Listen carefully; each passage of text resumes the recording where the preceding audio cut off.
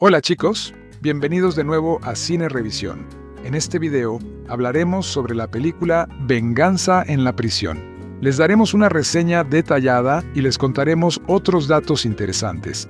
Además hablaremos sobre la producción, la fecha de estreno, el reparto y la trama. Así que vean este video hasta el final para conocerlo a fondo.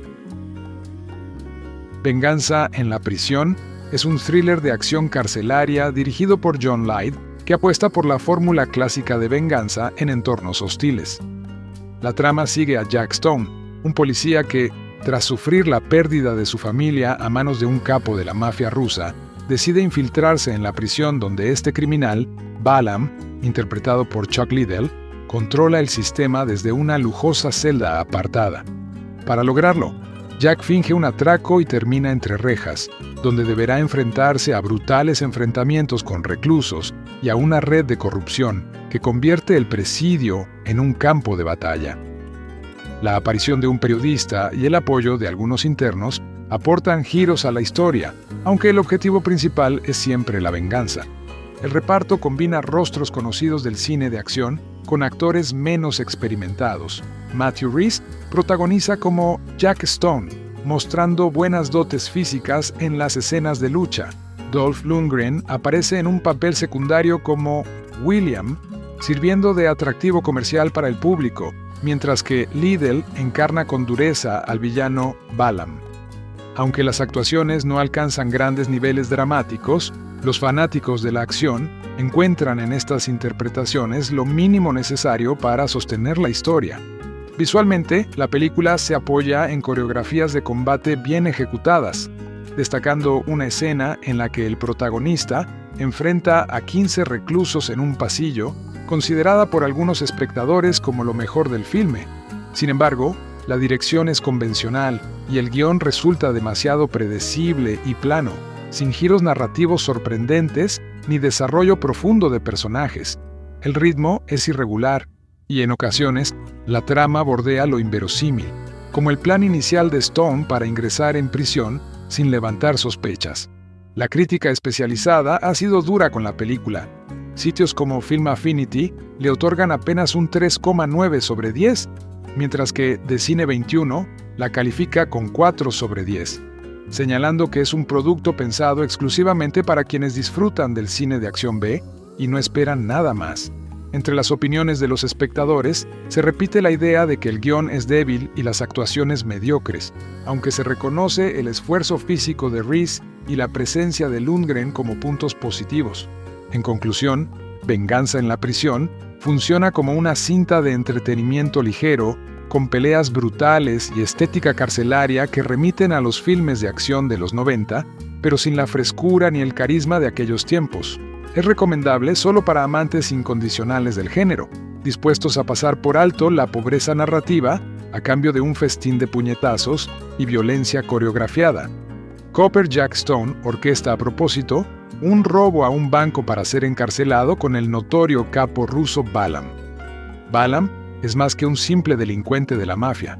Es un señor muy astuto y peligroso que controla la fuerza policial desde tras las rejas. Balaam vive en prisión como una tapadera para su verdadero poder, que es el rey de la ciudad. Su celda es una lujosa habitación privada construida específicamente para él, inaccesible para la mayoría en las profundidades de la estructura de la prisión. Incluso el alcaide teme aventurarse en su área de la prisión.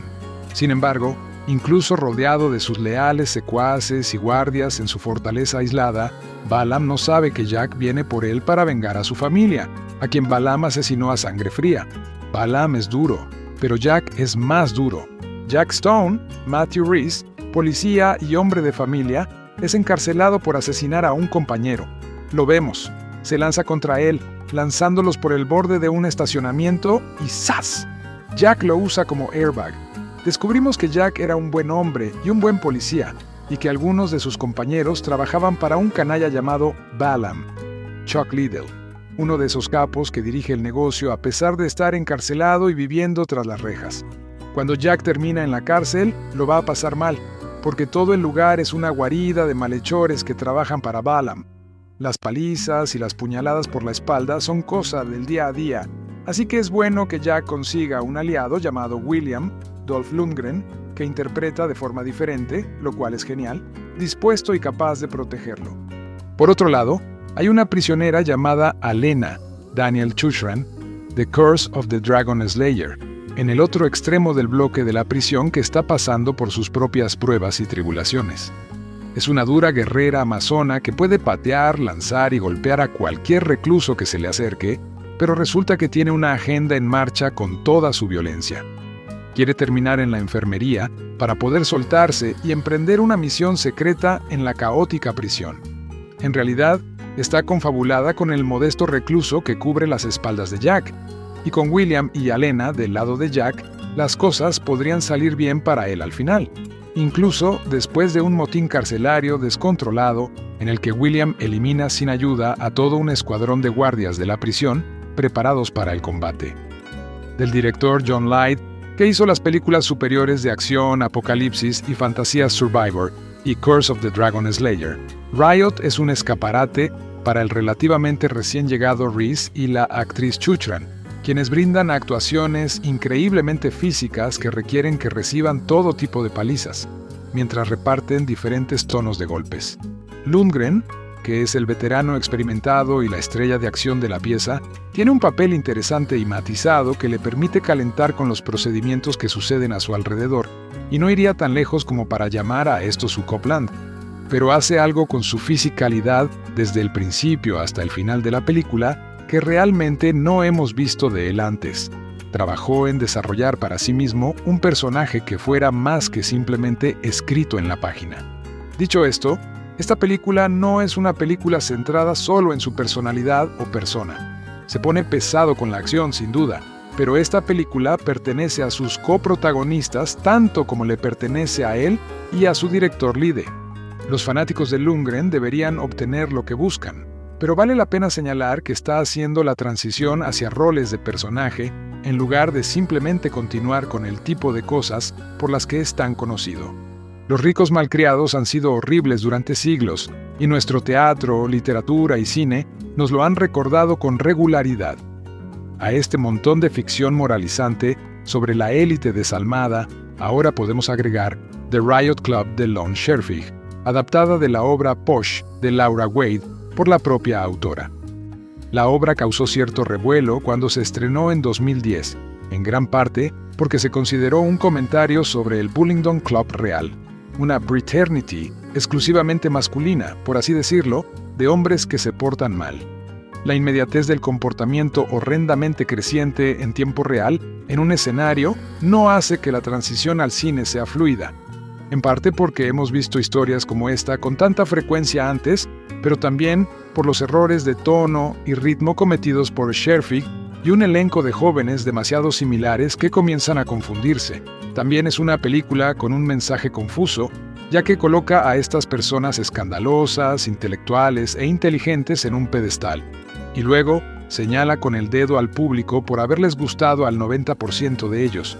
Es una película que parece no tener otro propósito que recordarnos que algunos imbéciles poderosos alguna vez fueron niños imbéciles poderosos. Entiendo el punto, pero no es cinematográficamente satisfactoria. Max Irons, hijo de Jeremy, obtiene el papel más memorable como Milo Richards, un estudiante de primer año en la Universidad de Oxford que se siente rápidamente atraído por dos personas. Lauren Holiday Granger, una hermosa compañera de primer año que entabla una relación con Milo a pesar de su bajo estatus social económico, y el ex compañero de escuela de Westminster Hugo, Sam Reed, quien propone que Milo se una a un grupo de élite al que pertenece, The Riot Club. Las reglas de The Riot Club son simples. Siempre debe tener 10 miembros. Los 10 miembros deben provenir de ciertas escuelas de élite como Westminster, y los 10 miembros deben beber con entusiasmo de la copa de la vida. En el prólogo en el que vemos la formación de The Riot Club, se hace un brindis porque comeremos hasta que estemos enfermos en la mesa llena de la vida y nunca nos marchitaremos de la gloria. Para un primer acto extenso, Scherfig y Wade plasman este lema con gran viveza. La iniciación de Milo y su nuevo compañero Alistair Sam Claflin se asemeja a las 100 semanas de juramentación de fraternidad que hemos visto en el cine estadounidense, hasta el vandalismo de sus habitaciones y la obligación de ingerir fluidos corporales. Corren por Oxford diciendo cosas molestas como «una leyenda de mierda y esperamos el inevitable giro». ¿Recibirán su merecido estos chicos malos y se darán cuenta de su error? Milo es claramente presentado como el único con conciencia, mientras que Alistair es su opuesto, un joven cuyo hermano fue un legendario miembro del Riot Club y tiene que llenar unos zapatos enormes y asquerosos. Todo se desarrolla hasta la adaptación de la obra, que comienza a los 45 minutos y tiene lugar en un club nocturno que los chicos han alquilado para celebrar la incorporación de Milo y Alistair. Se apoderan de una trastienda y se nota que las semillas de resentimiento, celos y clasismo que Wade ha plantado están a punto de ser regadas. El acto introductorio y este eje central de la película parecen proyectos diferentes. Los personajes, las cuestiones de clase, el propósito narrativo son más distintos. Aún así, el mensaje de la película sigue siendo confuso, incluso cuando las palabras viles dan paso a acciones despreciables. Se supone que Milo nos debe caer bien básicamente porque tiene novia y duda, solo un poco, ante la posibilidad de cometer actos atroces. Es una debilidad de carácter que se siente tan superficial como cualquiera de las decisiones de los miembros del Riot Club, y gran parte del comportamiento, especialmente en la primera hora, se presenta como glamoroso. Se trata de gente hermosa que hace cosas escandalosas, y el giro hacia la oscuridad real en el acto final parece más manipulador que orgánico. Para ser justos, hay actuaciones sólidas de los dos caballeros a quienes se les atribuyen verdaderos personajes, Irons y Claflin.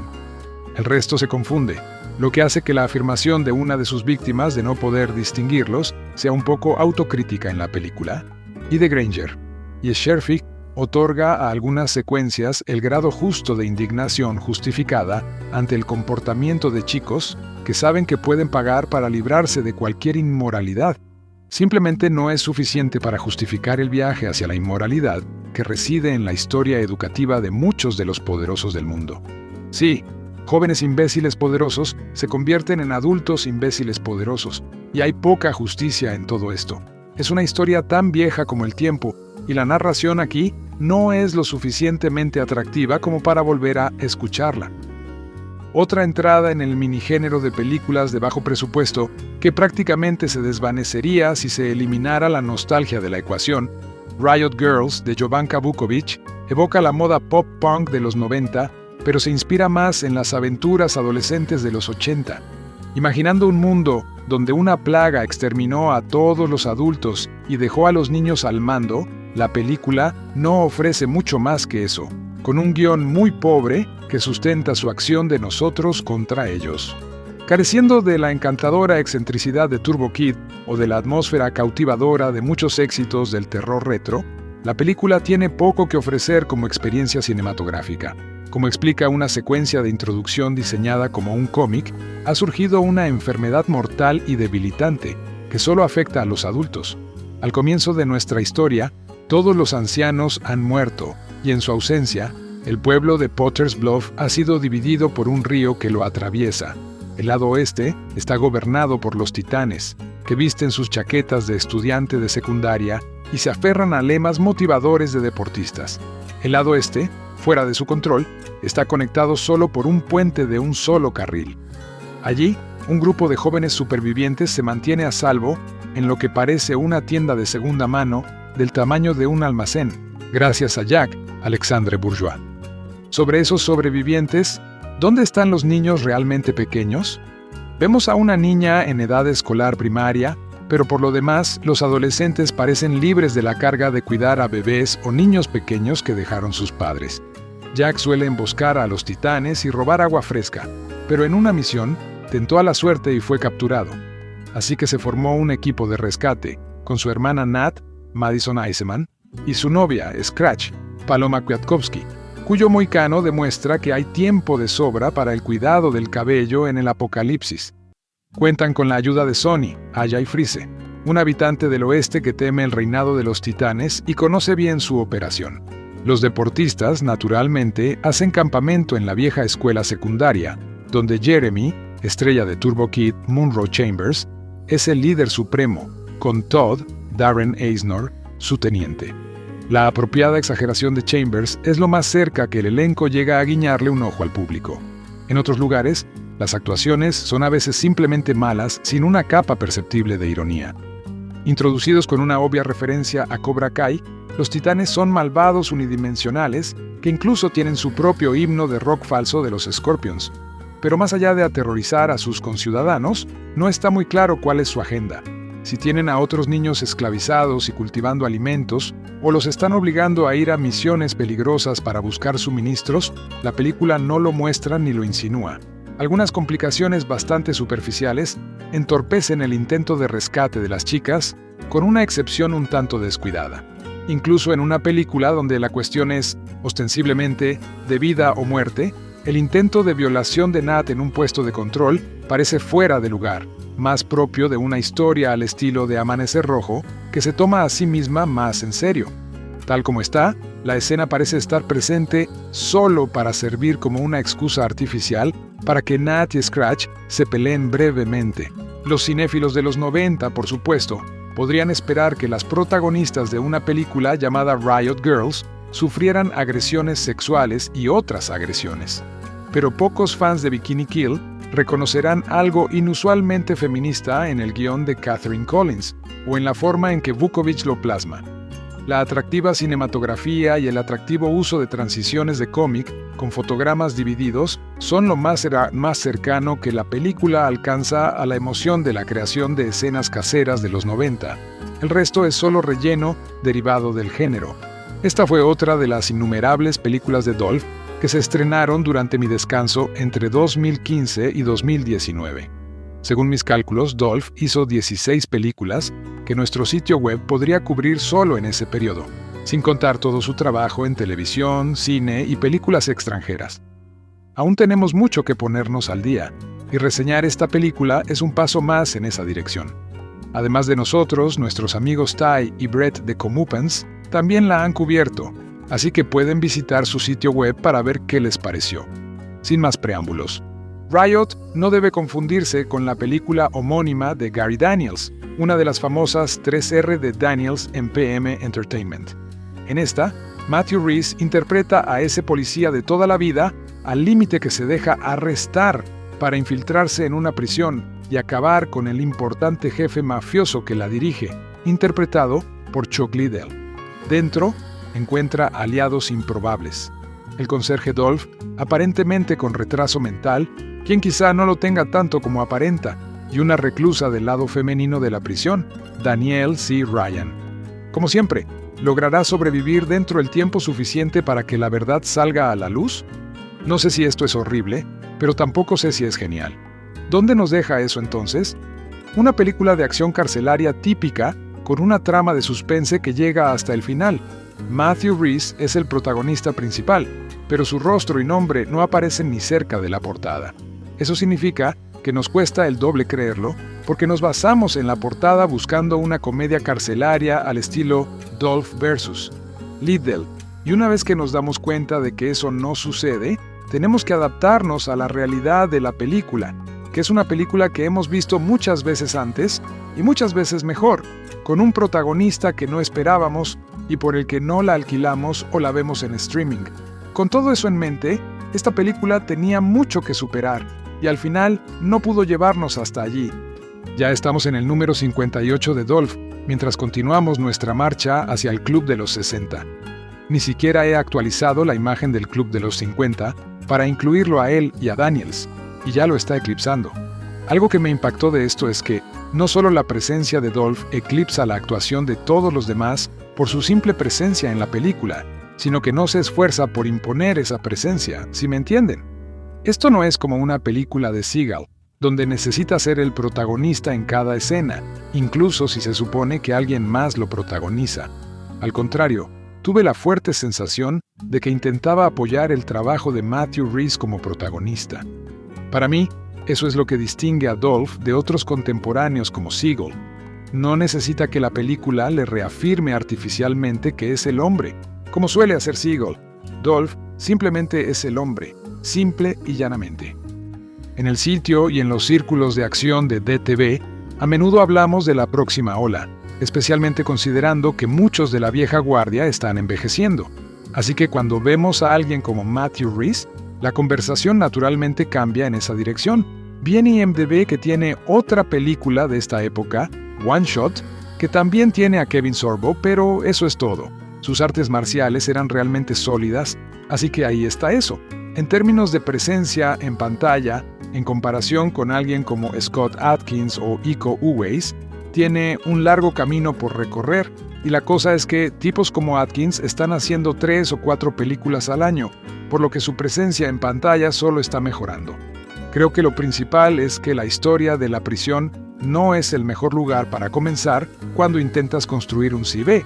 Para empezar, el personaje siempre recibe una paliza de los guardias durante toda la película, lo que no ayuda a construir las credenciales del protagonista. Y la otra cosa es que tienden a ser más oscuras y sombrías, así que no hay tanto espacio para la personalidad. Venganza mitigó todos estos aspectos con su forma de hacer eso, pero muy pocas películas de prisiones están tan inspiradas. Si yo fuera Matthew Rhys, pensaría que una película de acción con Dolph Lundgren sería una gran oportunidad, pero la realidad es un poco diferente. Uno se pregunta si la mejor apuesta es una producción rumana de una película de Seagal dirigida por Keoni Waxman, porque esas películas realmente destacaron nombres como Byron Mann, Brent Foster y Johnny Messner. Lo más fácil sería criticar a Chuck Liddell y su acento ruso como el villano principal, pero en realidad voy a aplaudirle por intentar algo diferente como actor, ya que esta es la carrera hacia la que se está orientando. El problema, de nuevo, se remonta a esa portada y a cómo nos la vendieron. Liddell lleva un mono de prisión, con aspecto de estar listo para ir a por todas con Dolph. No es un jefe mafioso dirigiendo su operación criminal desde una prisión en la portada. Eso lastima a Liddell, porque cuando lo escuchamos por primera vez con ese acento ruso afectado y nos damos cuenta de que no es quien esperábamos que fuera, como Matthew Rhys, está teniendo dificultades. Cuando recuerdo la década de 2010 en cuanto a películas de televisión digital, creo que podría ser la peor década de la historia, lo cual es difícil de decir, considerando que la década del 2000 tampoco fue excelente. Tengo la esperanza de que con el trabajo que Scott Adkins está haciendo con Jesse B. Johnson e Isaac Florentine, puedan estar reviviendo los 90. Pero una película como esta realmente llega al corazón de lo que ha estado mal en la industria de la acción de televisión digital. Antes que nada, ya he mencionado la portada varias veces. Si hubiera sido una película de PM o Corman en 1994, Rhys habría sido el protagonista, y Lundgren y Liddell habrían tenido solo sus nombres o imágenes más pequeñas de ellos mismos debajo de Rhys. La escena donde Rhys es arrestado para entrar en la cárcel probablemente habría tenido una buena persecución de autos con autos volcando. Las peleas no habrían tenido fotogramas eliminados ni ediciones rápidas. Habrían sido filmadas y dirigidas por personas que dejaron que la acción respirara. Puede que todavía fuera un proyecto convencional, pero habría sido mucho más divertido. PM y Corman tampoco trabajaban con presupuestos enormes, así que no es que tuvieran más recursos que los productores de televisión digital modernos. Da la sensación de que con Jesse B. Johnson e Isaac Florentine están volviendo a lo que hizo que estas películas funcionaran y poniéndolo en valor. Sería genial, a medida que nos acercamos a la década de 2020, que más directores se inspiraran en sus predecesores de los 80 y los 90. Y con esto, terminemos con esta película. Creo que puede ser una buena forma de pasar el rato, sobre todo porque ya está disponible en Netflix y Hoopla, aunque gastar $3 en alquilarla puede ser excesivo. Para nosotros, por supuesto, lo importante es Dolph, y creo que si eres un completista de Dolph, hay mucho que vale la pena. Solo recuerda que no estás viendo una película de Dolph en sí, sino una de Matthew Rhys. Venganza en la prisión es un thriller de acción carcelaria dirigido por John Light, que apuesta por la fórmula clásica de venganza en entornos hostiles. La trama sigue a Jack Stone, un policía que, tras sufrir la pérdida de su familia a manos de un capo de la mafia rusa, decide infiltrarse en la prisión donde este criminal, Balaam, interpretado por Chuck Liddell, controla el sistema desde una lujosa celda apartada. Para lograrlo, Jack finge un atraco y termina entre rejas, donde deberá enfrentarse a brutales enfrentamientos con reclusos y a una red de corrupción que convierte el presidio en un campo de batalla. La aparición de un periodista y el apoyo de algunos internos aportan giros a la historia, aunque el objetivo principal es siempre la venganza. El reparto combina rostros conocidos del cine de acción con actores menos experimentados. Matthew Rhys protagoniza como Jack Stone, mostrando buenas dotes físicas en las escenas de lucha. Dolph Lundgren aparece en un papel secundario como William, sirviendo de atractivo comercial para el público, mientras que Liddell encarna con dureza al villano Balaam. Aunque las actuaciones no alcanzan grandes niveles dramáticos, los fanáticos de la acción encuentran en estas interpretaciones lo mínimo necesario para sostener la historia. Visualmente, la película se apoya en coreografías de combate bien ejecutadas, destacando una escena en la que el protagonista enfrenta a 15 reclusos en un pasillo, considerada por algunos espectadores como lo mejor del filme. Sin embargo, la dirección es convencional y el guión resulta demasiado predecible y plano, sin giros narrativos sorprendentes ni desarrollo profundo de personajes. El ritmo es irregular y en ocasiones la trama bordea lo inverosímil, como el plan inicial de Stone para ingresar en prisión sin levantar sospechas. La crítica especializada ha sido dura con la película. Sitios como Film Affinity le otorgan apenas un 3,9 sobre 10, mientras que The Cine 21 la califica con 4 sobre 10, señalando que es un producto pensado exclusivamente para quienes disfrutan del cine de acción B y no esperan nada más. Entre las opiniones de los espectadores, se repite la idea de que el guión es débil y las actuaciones mediocres, aunque se reconoce el esfuerzo físico de Rhys y la presencia de Lundgren como puntos positivos. En conclusión, Venganza en la prisión funciona como una cinta de entretenimiento ligero, con peleas brutales y estética carcelaria que remiten a los filmes de acción de los 90, pero sin la frescura ni el carisma de aquellos tiempos. Es recomendable solo para amantes incondicionales del género, dispuestos a pasar por alto la pobreza narrativa a cambio de un festín de puñetazos y violencia coreografiada. Copper Jack Stone orquesta a propósito un robo a un banco para ser encarcelado con el notorio capo ruso Balaam. Balaam es más que un simple delincuente de la mafia. Es un señor muy astuto y peligroso que controla la fuerza policial desde tras las rejas. Balaam vive en prisión como una tapadera para su verdadero poder, que es el rey de la ciudad. Su celda es una lujosa habitación privada construida específicamente para él, inaccesible para la mayoría en las profundidades de la estructura de la prisión. Incluso el alcaide teme aventurarse en su área de la prisión. Sin embargo, incluso rodeado de sus leales secuaces y guardias en su fortaleza aislada, Balaam no sabe que Jack viene por él para vengar a su familia, a quien Balaam asesinó a sangre fría. Balaam es duro, pero Jack es más duro. Jack Stone, Matthew Rhys, policía y hombre de familia, es encarcelado por asesinar a un compañero. Lo vemos. Se lanza contra él, lanzándolos por el borde de un estacionamiento y ¡zas! Jack lo usa como airbag. Descubrimos que Jack era un buen hombre y un buen policía, y que algunos de sus compañeros trabajaban para un canalla llamado Balaam, Chuck Liddell, uno de esos capos que dirige el negocio a pesar de estar encarcelado y viviendo tras las rejas. Cuando Jack termina en la cárcel, lo va a pasar mal, porque todo el lugar es una guarida de malhechores que trabajan para Balaam. Las palizas y las puñaladas por la espalda son cosa del día a día, así que es bueno que Jack consiga un aliado llamado William, Dolph Lundgren, que interpreta de forma diferente, lo cual es genial, dispuesto y capaz de protegerlo. Por otro lado, hay una prisionera llamada Alena, Daniel Chuchran, The Curse of the Dragon Slayer, en el otro extremo del bloque de la prisión que está pasando por sus propias pruebas y tribulaciones. Es una dura guerrera amazona que puede patear, lanzar y golpear a cualquier recluso que se le acerque, pero resulta que tiene una agenda en marcha con toda su violencia. Quiere terminar en la enfermería para poder soltarse y emprender una misión secreta en la caótica prisión.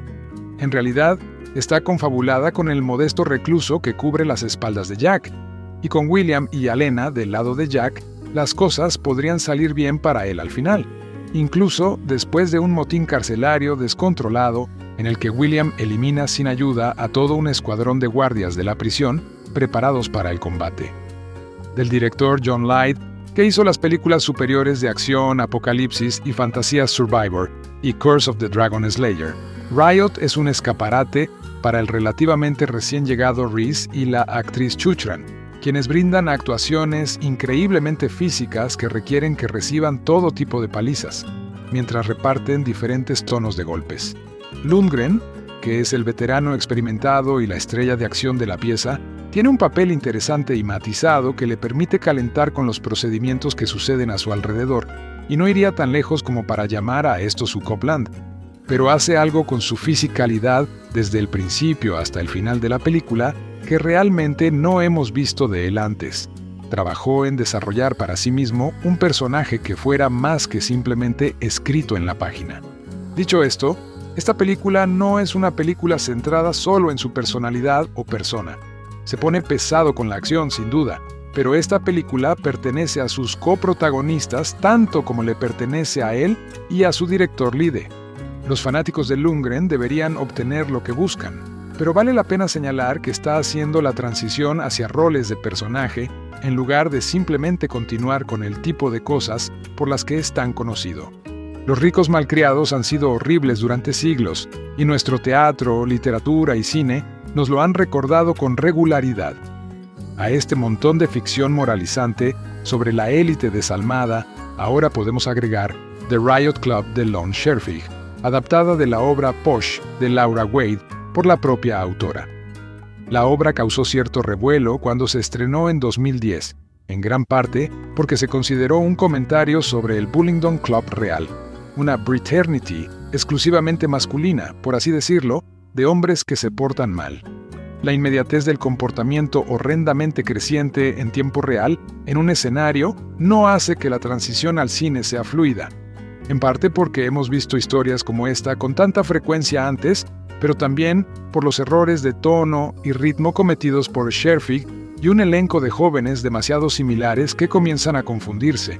También es una película con un mensaje confuso, ya que coloca a estas personas escandalosas, intelectuales e inteligentes en un pedestal, y luego señala con el dedo al público por haberles gustado al 90% de ellos. Es una película que parece no tener otro propósito que recordarnos que algunos imbéciles poderosos alguna vez fueron niños imbéciles poderosos. Entiendo el punto, pero no es cinematográficamente satisfactoria. Max Irons, hijo de Jeremy, obtiene el papel más memorable como Milo Richards, un estudiante de primer año en la Universidad de Oxford que se siente rápidamente atraído por dos personas. Lauren Holiday Granger, una hermosa compañera de primer año que entabla una relación con Milo a pesar de su bajo estatus social económico, y el ex compañero de escuela de Westminster Hugo, Sam Reed, quien propone que Milo se una a un grupo de élite al que pertenece, The Riot Club. Las reglas de The Riot Club son simples. Siempre debe tener 10 miembros. Los 10 miembros deben provenir de ciertas escuelas de élite como Westminster, y los 10 miembros deben beber con entusiasmo de la copa de la vida. En el prólogo en el que vemos la formación de The Riot Club, se hace un brindis porque comeremos hasta que estemos enfermos en la mesa llena de la vida y nunca nos marchitaremos de la gloria. Para un primer acto extenso, Scherfig y Wade plasman este lema con gran viveza. La iniciación de Milo y su nuevo compañero Alistair, Sam Claflin, se asemeja a las 100 semanas de juramentación de fraternidad que hemos visto en el cine estadounidense, hasta el vandalismo de sus habitaciones y la obligación de ingerir fluidos corporales. Corren por Oxford diciendo cosas molestas como «una leyenda de mierda y esperamos el inevitable giro». ¿Recibirán su merecido estos chicos malos y se darán cuenta de su error? Milo es claramente presentado como el único con conciencia, mientras que Alistair es su opuesto, un joven cuyo hermano fue un legendario miembro del Riot Club y tiene que llenar unos zapatos enormes y asquerosos. Todo se desarrolla hasta la adaptación de la obra, que comienza a los 45 minutos y tiene lugar en un club nocturno que los chicos han alquilado para celebrar la incorporación de Milo y Alistair. Se apoderan de una trastienda y se nota que las semillas de resentimiento, celos y clasismo que Wade ha plantado están a punto de ser regadas. El acto introductorio y este eje central de la película parecen proyectos diferentes. Los personajes, las cuestiones de clase, el propósito narrativo son más distintos. Aún así, el mensaje de la película sigue siendo confuso, incluso cuando las palabras viles dan paso a acciones despreciables. Se supone que Milo nos debe caer bien básicamente porque tiene novia y duda, solo un poco, ante la posibilidad de cometer actos atroces. Es una debilidad de carácter que se siente tan superficial como cualquiera de las decisiones de los miembros del Riot Club, y gran parte del comportamiento, especialmente en la primera hora, se presenta como glamoroso. Se trata de gente hermosa que hace cosas escandalosas, y el giro hacia la oscuridad real en el acto final parece más manipulador que orgánico. Para ser justos, hay actuaciones sólidas de los dos caballeros a quienes se les atribuyen verdaderos personajes, Irons y Claflin. El resto se confunde, lo que hace que la afirmación de una de sus víctimas de no poder distinguirlos sea un poco autocrítica en la película. Y de Granger y Scherfig otorga a algunas secuencias el grado justo de indignación justificada ante el comportamiento de chicos que saben que pueden pagar para librarse de cualquier inmoralidad. Simplemente no es suficiente para justificar el viaje hacia la inmoralidad que reside en la historia educativa de muchos de los poderosos del mundo. Sí, jóvenes imbéciles poderosos se convierten en adultos imbéciles poderosos, y hay poca justicia en todo esto. Es una historia tan vieja como el tiempo, y la narración aquí no es lo suficientemente atractiva como para volver a escucharla. Otra entrada en el minigénero de películas de bajo presupuesto que prácticamente se desvanecería si se eliminara la nostalgia de la ecuación, Riot Girls de Jovanka Vukovic evoca la moda pop-punk de los 90, pero se inspira más en las aventuras adolescentes de los 80. Imaginando un mundo donde una plaga exterminó a todos los adultos y dejó a los niños al mando, la película no ofrece mucho más que eso, con un guión muy pobre que sustenta su acción de nosotros contra ellos. Careciendo de la encantadora excentricidad de Turbo Kid o de la atmósfera cautivadora de muchos éxitos del terror retro, la película tiene poco que ofrecer como experiencia cinematográfica. Como explica una secuencia de introducción diseñada como un cómic, ha surgido una enfermedad mortal y debilitante que solo afecta a los adultos. Al comienzo de nuestra historia, todos los ancianos han muerto, y en su ausencia, el pueblo de Potter's Bluff ha sido dividido por un río que lo atraviesa. El lado oeste está gobernado por los titanes, que visten sus chaquetas de estudiante de secundaria y se aferran a lemas motivadores de deportistas. El lado este, fuera de su control, está conectado solo por un puente de un solo carril. Allí, un grupo de jóvenes supervivientes se mantiene a salvo en lo que parece una tienda de segunda mano del tamaño de un almacén, gracias a Jacques-Alexandre Bourgeois. Sobre esos sobrevivientes, ¿dónde están los niños realmente pequeños? Vemos a una niña en edad escolar primaria, pero por lo demás, los adolescentes parecen libres de la carga de cuidar a bebés o niños pequeños que dejaron sus padres. Jack suele emboscar a los titanes y robar agua fresca, pero en una misión tentó a la suerte y fue capturado. Así que se formó un equipo de rescate, con su hermana Nat, Madison Iseman, y su novia, Scratch, Paloma Kwiatkowski, cuyo moicano demuestra que hay tiempo de sobra para el cuidado del cabello en el apocalipsis. Cuentan con la ayuda de Sonny, Aya y Freeze, un habitante del oeste que teme el reinado de los titanes y conoce bien su operación. Los deportistas, naturalmente, hacen campamento en la vieja escuela secundaria, donde Jeremy, estrella de Turbo Kid Munro Chambers, es el líder supremo, con Todd, Darren Aznor, su teniente. La apropiada exageración de Chambers es lo más cerca que el elenco llega a guiñarle un ojo al público.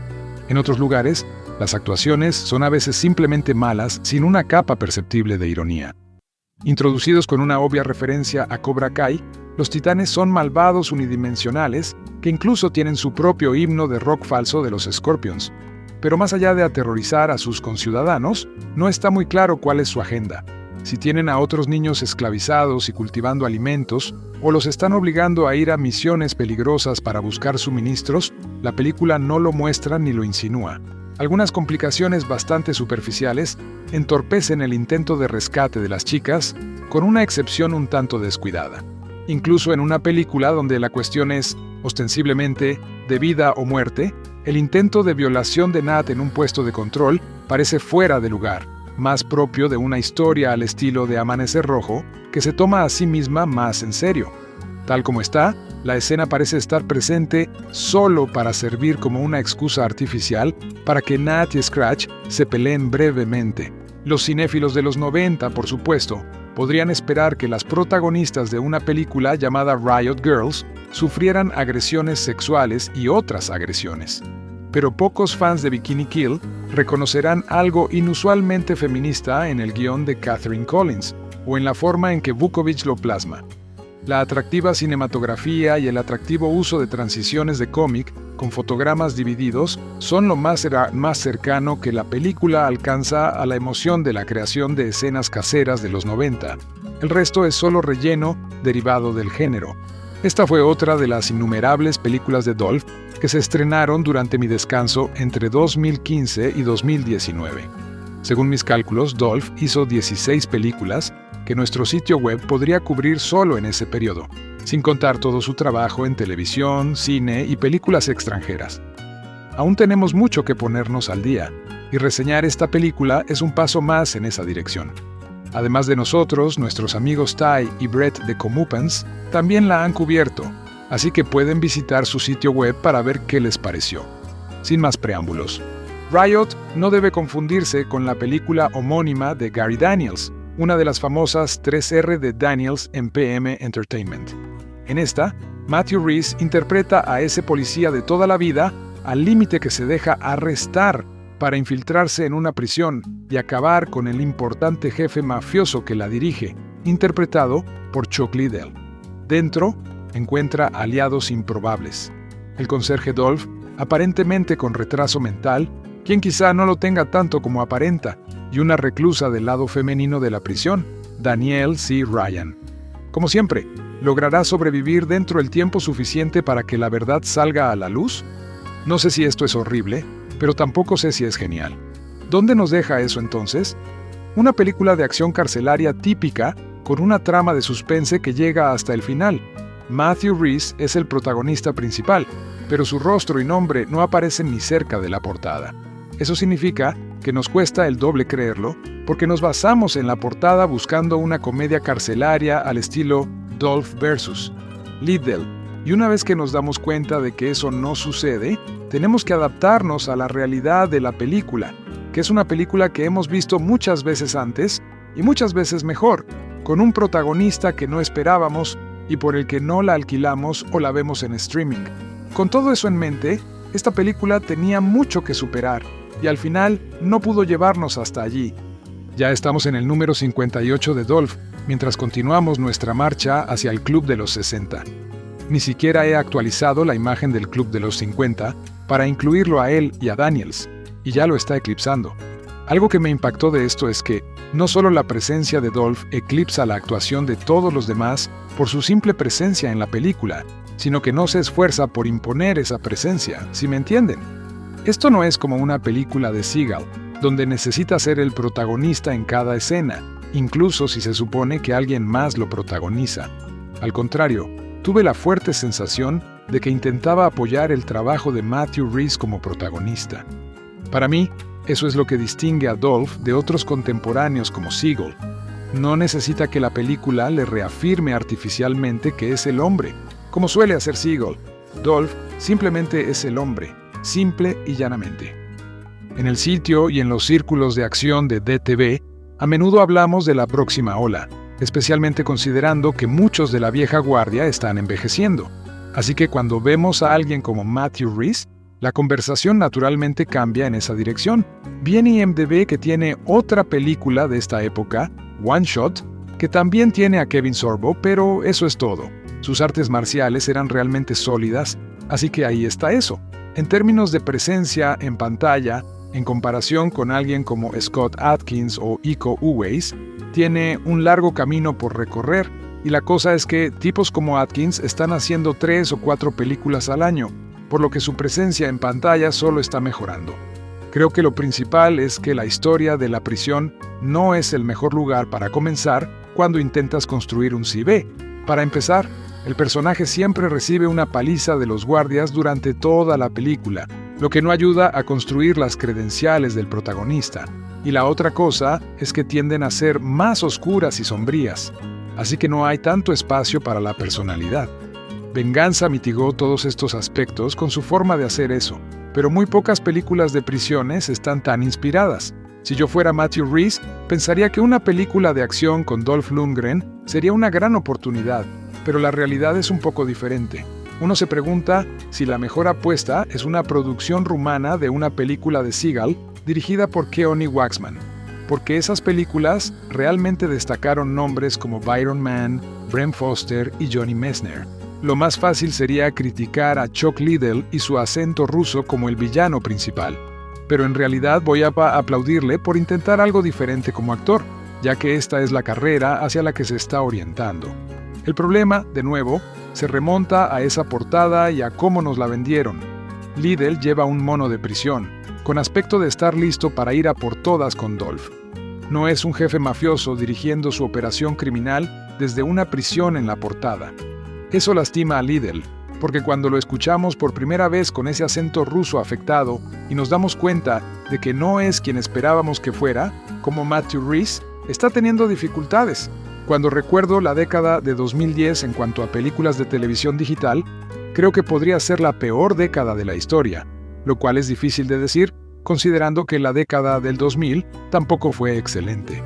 Tengo la esperanza de que con el trabajo que Scott Adkins está haciendo con Jesse B. Johnson e Isaac Florentine, puedan estar reviviendo los 90. Pero una película como esta realmente llega al corazón de lo que ha estado mal en la industria de la acción de televisión digital. Antes que nada, ya he mencionado la portada varias veces. Si hubiera sido una película de PM o Corman en 1994, Rhys habría sido el protagonista, y Lundgren y Liddell habrían tenido solo sus nombres o imágenes más pequeñas de ellos mismos debajo de Rhys.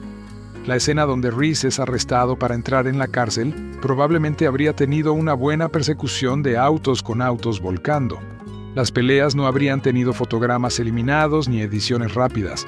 Habrían sido filmadas y dirigidas por personas que dejaron que la acción respirara. Puede que todavía fuera un proyecto convencional, pero habría sido mucho más divertido. PM y Corman tampoco trabajaban con presupuestos enormes, así que no es que tuvieran más recursos que los productores de televisión digital modernos. Da la sensación de que con Jesse B. Johnson e Isaac Florentine están volviendo a lo que hizo que estas películas funcionaran y poniéndolo en valor. Sería genial, a medida que nos acercamos a la década de 2020, que más directores se inspiraran en sus predecesores de los 80 y los 90. Y con esto, terminemos con esta película.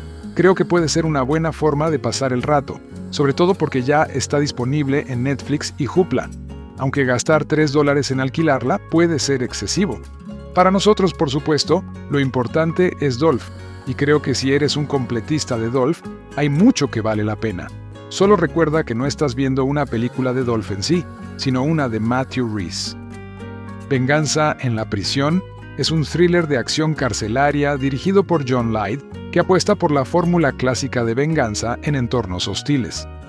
La trama sigue a Jack Stone, un policía que, tras sufrir la pérdida de su familia a manos de un capo de la mafia rusa, decide infiltrarse en la prisión donde este criminal, Balam, interpretado por Chuck Liddell, controla el sistema desde una lujosa celda apartada. Para lograrlo, Jack finge un atraco y termina entre rejas, donde deberá enfrentarse a brutales enfrentamientos con reclusos y a una red de corrupción que convierte el presidio en un campo de batalla. La aparición de un periodista y el apoyo de algunos internos aportan giros a la historia, aunque el objetivo principal es siempre la venganza.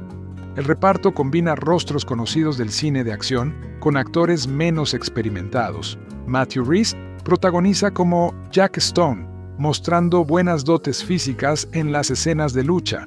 Dolph Lundgren aparece en un papel secundario como William, sirviendo de atractivo comercial para el público, mientras que Liddell encarna con dureza al villano Balam. Aunque las actuaciones no alcanzan grandes niveles dramáticos, los fanáticos de la acción encuentran en estas interpretaciones lo mínimo necesario para sostener la historia. Visualmente, la película se apoya en coreografías de combate bien ejecutadas, destacando una escena en la que el protagonista enfrenta a 15 reclusos en un pasillo, considerada por algunos espectadores como lo mejor del filme.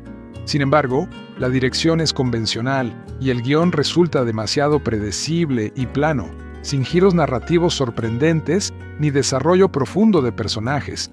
El ritmo es irregular y, en ocasiones, la trama bordea lo inverosímil, como el plan inicial de Stone para ingresar en prisión sin levantar sospechas.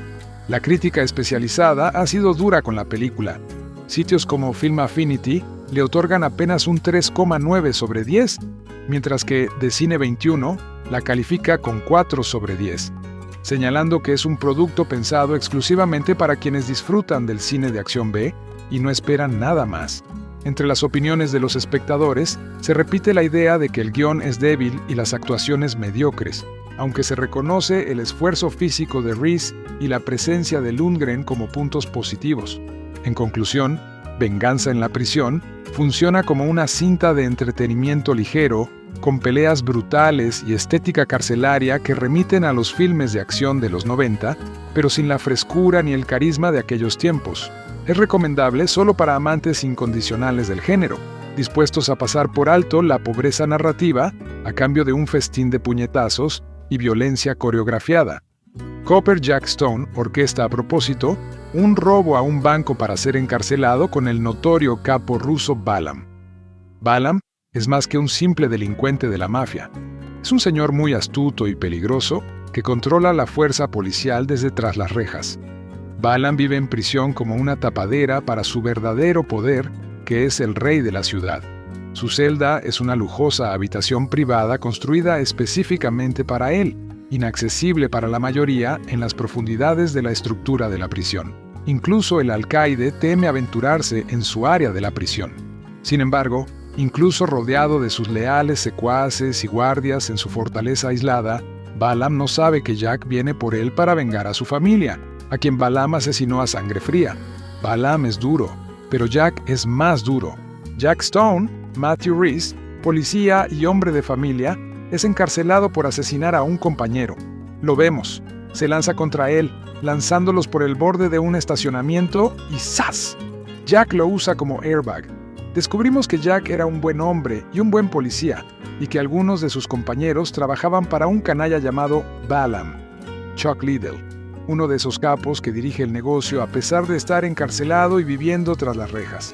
Cuando Jack termina en la cárcel, lo va a pasar mal, porque todo el lugar es una guarida de malhechores que trabajan para Balaam. Las palizas y las puñaladas por la espalda son cosa del día a día, así que es bueno que Jack consiga un aliado llamado William, Dolph Lundgren, que interpreta de forma diferente, lo cual es genial, dispuesto y capaz de protegerlo. Por otro lado, hay una prisionera llamada Alena, Daniel Chushran, The Curse of the Dragon Slayer, en el otro extremo del bloque de la prisión que está pasando por sus propias pruebas y tribulaciones. Es una dura guerrera amazona que puede patear, lanzar y golpear a cualquier recluso que se le acerque, pero resulta que tiene una agenda en marcha con toda su violencia. Quiere terminar en la enfermería para poder soltarse y emprender una misión secreta en la caótica prisión. En realidad, está confabulada con el modesto recluso que cubre las espaldas de Jack, y con William y Alena del lado de Jack, las cosas podrían salir bien para él al final, incluso después de un motín carcelario descontrolado en el que William elimina sin ayuda a todo un escuadrón de guardias de la prisión preparados para el combate. Del director John Light, que hizo las películas superiores de acción, apocalipsis y fantasía Survivor y Curse of the Dragon Slayer, Riot es un escaparate para el relativamente recién llegado Reese y la actriz Chushran, quienes brindan actuaciones increíblemente físicas que requieren que reciban todo tipo de palizas, mientras reparten diferentes tonos de golpes. Lundgren, que es el veterano experimentado y la estrella de acción de la pieza, tiene un papel interesante y matizado que le permite calentar con los procedimientos que suceden a su alrededor, y no iría tan lejos como para llamar a esto su Copland, pero hace algo con su fisicalidad desde el principio hasta el final de la película que realmente no hemos visto de él antes. Trabajó en desarrollar para sí mismo un personaje que fuera más que simplemente escrito en la página. Dicho esto, esta película no es una película centrada solo en su personalidad o persona. Se pone pesado con la acción, sin duda, pero esta película pertenece a sus coprotagonistas tanto como le pertenece a él y a su director Lide. Los fanáticos de Lundgren deberían obtener lo que buscan, pero vale la pena señalar que está haciendo la transición hacia roles de personaje en lugar de simplemente continuar con el tipo de cosas por las que es tan conocido. Los ricos malcriados han sido horribles durante siglos, y nuestro teatro, literatura y cine nos lo han recordado con regularidad. A este montón de ficción moralizante sobre la élite desalmada, ahora podemos agregar The Riot Club de Lon Scherfig, adaptada de la obra Posh de Laura Wade por la propia autora. La obra causó cierto revuelo cuando se estrenó en 2010, en gran parte porque se consideró un comentario sobre el Bullingdon Club real, una fraternity exclusivamente masculina, por así decirlo, de hombres que se portan mal. La inmediatez del comportamiento horrendamente creciente en tiempo real en un escenario no hace que la transición al cine sea fluida, en parte porque hemos visto historias como esta con tanta frecuencia antes, pero también por los errores de tono y ritmo cometidos por Scherfig y un elenco de jóvenes demasiado similares que comienzan a confundirse. También es una película con un mensaje confuso, ya que coloca a estas personas escandalosas, intelectuales e inteligentes en un pedestal, y luego señala con el dedo al público por haberles gustado al 90% de ellos. Es una película que parece no tener otro propósito que recordarnos que algunos imbéciles poderosos alguna vez fueron niños imbéciles poderosos. Entiendo el punto, pero no es cinematográficamente satisfactoria. Max Irons, hijo de Jeremy, obtiene el papel más memorable como Milo Richards, un estudiante de primer año en la Universidad de Oxford que se siente rápidamente atraído por dos personas. Lauren Holiday Granger, una hermosa compañera de primer año que entabla una relación con Milo a pesar de su bajo estatus social económico, y el ex compañero de escuela de Westminster Hugo, Sam Reed, quien propone que Milo se una a un grupo de élite al que pertenece, The Riot Club. Las reglas de The Riot Club son simples. Siempre debe tener 10 miembros. Los 10 miembros deben provenir de ciertas escuelas de élite como Westminster, y los 10 miembros deben beber con entusiasmo de la copa de la vida. En el prólogo en el que vemos la formación de The Riot Club, se hace un brindis porque comeremos hasta que estemos enfermos en la mesa llena de la vida y nunca nos marchitaremos de la gloria. Para un primer acto extenso, Scherfig y Wade plasman este lema con gran viveza. La iniciación de Milo y su nuevo compañero Alistair, Sam Claflin, se asemeja a las 100 semanas de juramentación de fraternidad que hemos visto en el cine estadounidense, hasta el vandalismo de sus habitaciones y la obligación de ingerir fluidos corporales. Corren por Oxford diciendo cosas molestas como «una leyenda de mierda y esperamos el inevitable giro». ¿Recibirán su merecido estos chicos malos y se darán cuenta de su error? Milo es claramente presentado como el único con conciencia, mientras que Alistair es su opuesto, un joven cuyo hermano fue un legendario miembro del Riot Club y tiene que llenar unos zapatos enormes y asquerosos. Todo se desarrolla hasta la adaptación de la obra, que comienza a los 45 minutos y tiene lugar en un club nocturno que los chicos han alquilado para celebrar la incorporación de Milo y Alistair. Se apoderan de una trastienda y se nota que las semillas de resentimiento, celos y clasismo que Wade ha plantado están a punto de ser regadas. El acto introductorio y este eje central de la película parecen proyectos diferentes. Los personajes, las cuestiones de clase, el propósito narrativo son más distintos. Aún así, el mensaje de la película sigue siendo confuso, incluso cuando las palabras viles dan paso a acciones despreciables. Se supone que Milo nos debe caer bien básicamente porque tiene novia y duda, solo un poco, ante la posibilidad de cometer actos atroces. Es una debilidad de carácter que se siente tan superficial como cualquiera de las decisiones de los miembros del Riot Club, y gran parte del comportamiento, especialmente en la primera hora, se presenta como glamoroso. Se trata de gente hermosa que hace cosas escandalosas, y el giro hacia la oscuridad real en el acto final parece más manipulador que orgánico. Para ser justos, hay actuaciones sólidas de los dos caballeros a quienes se les atribuyen verdaderos personajes, Irons y Claflin. El resto se confunde, lo que hace que la afirmación de una de sus víctimas de no poder distinguirlos sea un poco autocrítica en la película. Y de Granger y Scherfig otorga a algunas secuencias el grado justo de indignación justificada ante el comportamiento de chicos que saben que pueden pagar para librarse de cualquier inmoralidad. Simplemente no es suficiente para justificar el viaje hacia la inmoralidad que reside en la historia educativa de muchos de los poderosos del mundo. Sí, jóvenes imbéciles poderosos se convierten en adultos imbéciles poderosos, y hay poca justicia en todo esto. Es una historia tan vieja como el tiempo, y la narración aquí no es lo suficientemente atractiva como para volver a escucharla. Otra entrada en el minigénero de películas de bajo presupuesto que prácticamente se desvanecería si se eliminara la nostalgia de la ecuación, Riot Girls de Jovanka Vukovic evoca la moda pop-punk de los 90, pero se inspira más en las aventuras adolescentes de los 80. Imaginando un mundo donde una plaga exterminó a todos los adultos y dejó a los niños al mando, la película no ofrece mucho más que eso, con un guión muy pobre que sustenta su acción de nosotros contra ellos.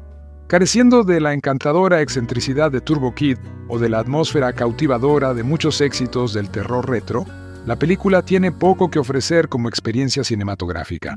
Como explica una secuencia de introducción diseñada como un cómic, ha surgido una enfermedad mortal y debilitante que solo afecta a los adultos.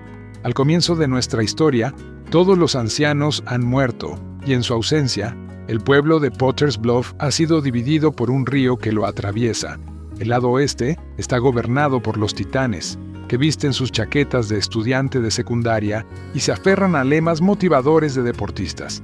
El lado este, fuera de su control, está conectado solo por un puente de un solo carril.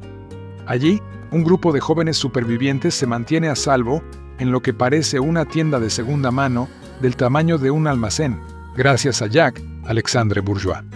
Sobre esos sobrevivientes, ¿dónde están los niños realmente pequeños? Vemos a una niña en edad escolar primaria, pero por lo demás, los adolescentes parecen libres de la carga de cuidar a bebés o niños pequeños que dejaron sus padres. Jack suele emboscar a los titanes y robar agua fresca, pero en una misión tentó a la suerte y fue capturado. Así que se formó un equipo de rescate, con su hermana Nat, Madison Iseman, y su novia, Scratch, Paloma Kwiatkowski, cuyo moicano demuestra que hay tiempo de sobra para el cuidado del cabello en el apocalipsis.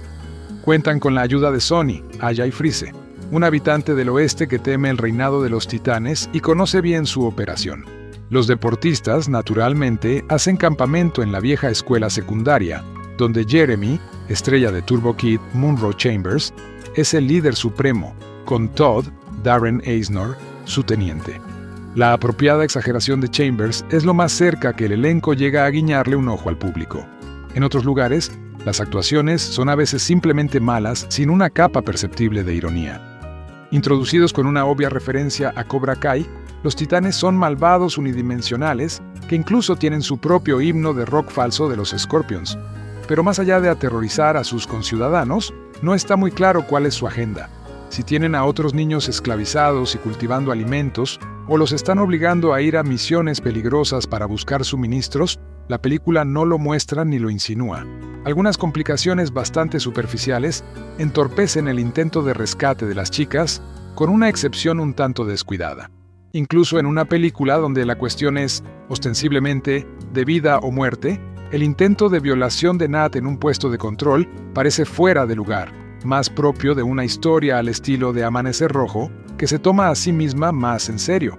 Tal como está, la escena parece estar presente solo para servir como una excusa artificial para que Nat y Scratch se peleen brevemente. Los cinéfilos de los 90, por supuesto, podrían esperar que las protagonistas de una película llamada Riot Girls sufrieran agresiones sexuales y otras agresiones. Pero pocos fans de Bikini Kill reconocerán algo inusualmente feminista en el guión de Catherine Collins, o en la forma en que Vukovic lo plasma. La atractiva cinematografía y el atractivo uso de transiciones de cómic con fotogramas divididos son lo más cercano que la película alcanza a la emoción de la creación de escenas caseras de los 90. El resto es solo relleno derivado del género. Esta fue otra de las innumerables películas de Dolph que se estrenaron durante mi descanso entre 2015 y 2019. Según mis cálculos, Dolph hizo 16 películas que nuestro sitio web podría cubrir solo en ese periodo, sin contar todo su trabajo en televisión, cine y películas extranjeras. Aún tenemos mucho que ponernos al día, y reseñar esta película es un paso más en esa dirección. Además de nosotros, nuestros amigos Ty y Brett de Comeuppance también la han cubierto, así que pueden visitar su sitio web para ver qué les pareció. Sin más preámbulos, Riot no debe confundirse con la película homónima de Gary Daniels, una de las famosas 3R de Daniels en PM Entertainment. En esta, Matthew Rhys interpreta a ese policía de toda la vida al límite que se deja arrestar para infiltrarse en una prisión y acabar con el importante jefe mafioso que la dirige, interpretado por Chuck Liddell. Dentro, encuentra aliados improbables. El conserje Dolph, aparentemente con retraso mental, quien quizá no lo tenga tanto como aparenta, y una reclusa del lado femenino de la prisión, Danielle C. Ryan. Como siempre, ¿logrará sobrevivir dentro del tiempo suficiente para que la verdad salga a la luz? No sé si esto es horrible, pero tampoco sé si es genial. ¿Dónde nos deja eso entonces? Una película de acción carcelaria típica, con una trama de suspense que llega hasta el final. Matthew Rhys es el protagonista principal, pero su rostro y nombre no aparecen ni cerca de la portada. Eso significa que nos cuesta el doble creerlo, porque nos basamos en la portada buscando una comedia carcelaria al estilo Dolph vs. Liddell, y una vez que nos damos cuenta de que eso no sucede, tenemos que adaptarnos a la realidad de la película, que es una película que hemos visto muchas veces antes y muchas veces mejor, con un protagonista que no esperábamos y por el que no la alquilamos o la vemos en streaming. Con todo eso en mente, esta película tenía mucho que superar y al final no pudo llevarnos hasta allí. Ya estamos en el número 58 de Dolph, mientras continuamos nuestra marcha hacia el Club de los 60. Ni siquiera he actualizado la imagen del Club de los 50 para incluirlo a él y a Daniels, y ya lo está eclipsando. Algo que me impactó de esto es que no solo la presencia de Dolph eclipsa la actuación de todos los demás por su simple presencia en la película, sino que no se esfuerza por imponer esa presencia, ¿sí me entienden? Esto no es como una película de Seagal, donde necesita ser el protagonista en cada escena, incluso si se supone que alguien más lo protagoniza. Al contrario, tuve la fuerte sensación de que intentaba apoyar el trabajo de Matthew Rhys como protagonista. Para mí, eso es lo que distingue a Dolph de otros contemporáneos como Seagal. No necesita que la película le reafirme artificialmente que es el hombre, como suele hacer Seagal. Dolph simplemente es el hombre, simple y llanamente. En el sitio y en los círculos de acción de DTV, a menudo hablamos de la próxima ola, especialmente considerando que muchos de la vieja guardia están envejeciendo.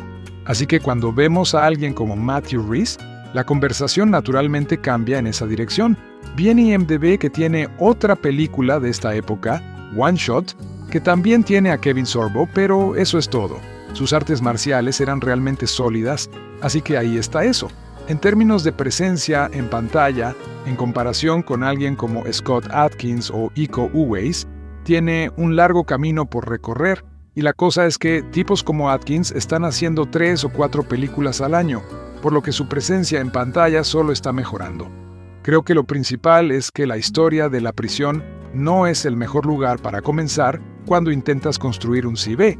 Para empezar, el personaje siempre recibe una paliza de los guardias durante toda la película, lo que no ayuda a construir las credenciales del protagonista.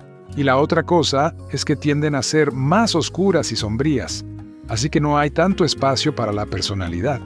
Venganza mitigó todos estos aspectos con su forma de hacer eso, pero muy pocas películas de prisiones están tan inspiradas.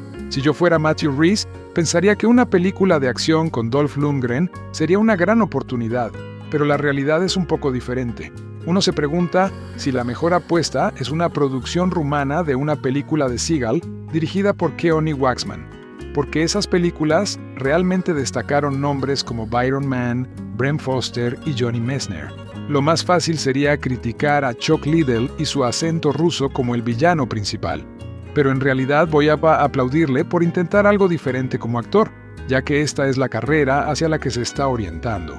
El problema, de nuevo, se remonta a esa portada y a cómo nos la vendieron. Liddell lleva un mono de prisión, con aspecto de estar listo para ir a por todas con Dolph. No es un jefe mafioso dirigiendo su operación criminal desde una prisión en la portada. Eso lastima a Liddell, porque cuando lo escuchamos por primera vez con ese acento ruso afectado y nos damos cuenta de que no es quien esperábamos que fuera, como Matthew Rhys, está teniendo dificultades. Cuando recuerdo la década de 2010 en cuanto a películas de televisión digital, creo que podría ser la peor década de la historia, lo cual es difícil de decir, considerando que la década del 2000 tampoco fue excelente. Tengo la esperanza de que con el trabajo que Scott Adkins está haciendo con Jesse B. Johnson e Isaac Florentine, puedan estar reviviendo los 90. Pero una película como esta realmente llega al corazón de lo que ha estado mal en la industria de la acción de televisión digital. Antes que nada, ya he mencionado la portada varias veces. Si hubiera sido una película de PM o Corman en 1994, Rhys habría sido el protagonista, y Lundgren y Liddell habrían tenido solo sus nombres o imágenes más pequeñas de ellos mismos debajo de Rhys. La escena donde Rhys es arrestado para entrar en la cárcel probablemente habría tenido una buena persecución de autos con autos volcando. Las peleas no habrían tenido fotogramas eliminados ni ediciones rápidas.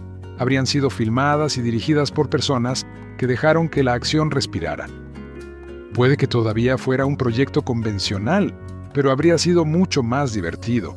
PM y Corman tampoco trabajaban con presupuestos enormes, así que no es que tuvieran más recursos que los productores de televisión digital modernos. Da la sensación de que con Jesse B. Johnson e Isaac Florentine están volviendo a lo que hizo que estas películas funcionaran y poniéndolo en valor. Sería genial, a medida que nos acercamos a la década de 2020, que más directores se inspiraran en sus predecesores de los 80 y los 90. Y con esto, terminemos con esta película.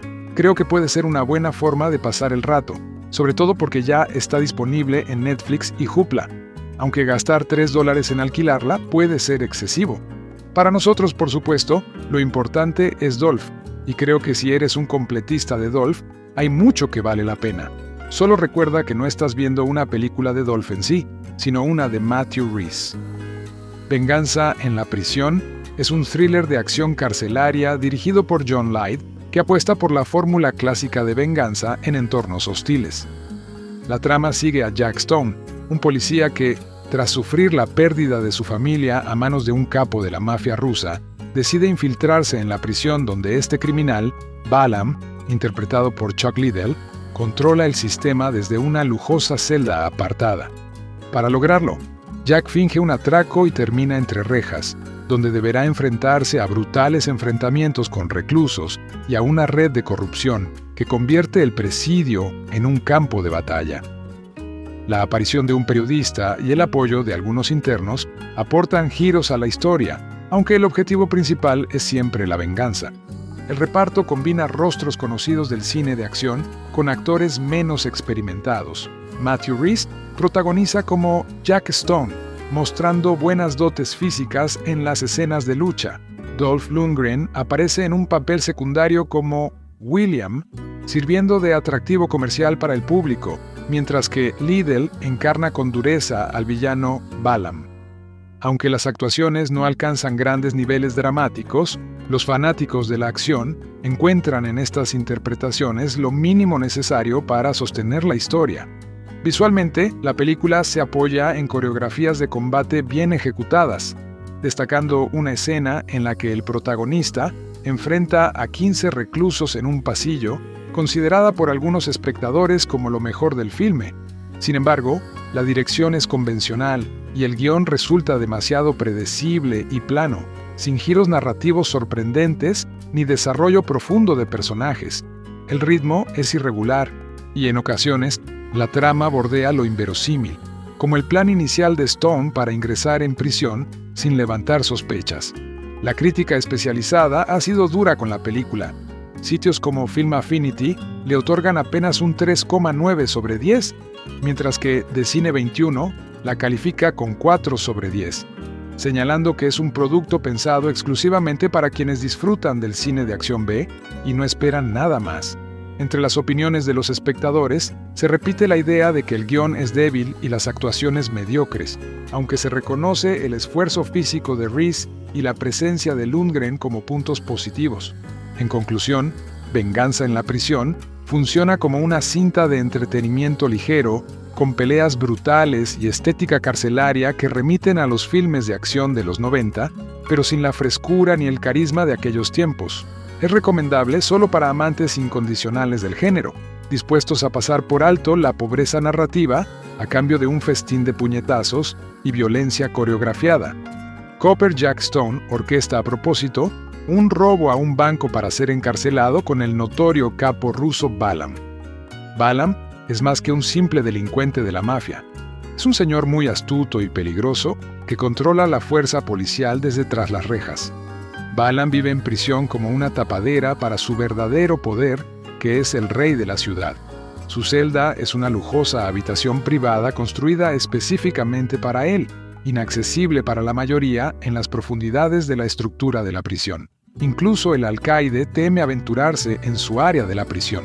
Sin embargo, incluso rodeado de sus leales secuaces y guardias en su fortaleza aislada, Balam no sabe que Jack viene por él para vengar a su familia, a quien Balam asesinó a sangre fría. Balam es duro, pero Jack es más duro. Jack Stone, Matthew Reese, policía y hombre de familia, es encarcelado por asesinar a un compañero. Lo vemos.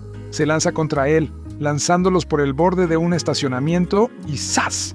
Jack lo usa como airbag. Descubrimos que Jack era un buen hombre y un buen policía, y que algunos de sus compañeros trabajaban para un canalla llamado Balam, Chuck Liddell, uno de esos capos que dirige el negocio a pesar de estar encarcelado y viviendo tras las rejas. Cuando Jack termina en la cárcel, lo va a pasar mal, porque todo el lugar es una guarida de malhechores que trabajan para Balam. Las palizas y las puñaladas por la espalda son cosa del día a día, así que es bueno que Jack consiga un aliado llamado William, Dolph Lundgren, que interpreta de forma diferente, lo cual es genial, dispuesto y capaz de protegerlo. Por otro lado, hay una prisionera llamada Alena, Daniel Chuchran, The Curse of the Dragon Slayer, en el otro extremo del bloque de la prisión que está pasando por sus propias pruebas y tribulaciones. Es una dura guerrera amazona que puede patear, lanzar y golpear a cualquier recluso que se le acerque, pero resulta que tiene una agenda en marcha con toda su violencia. Quiere terminar en la enfermería para poder soltarse y emprender una misión secreta en la caótica prisión.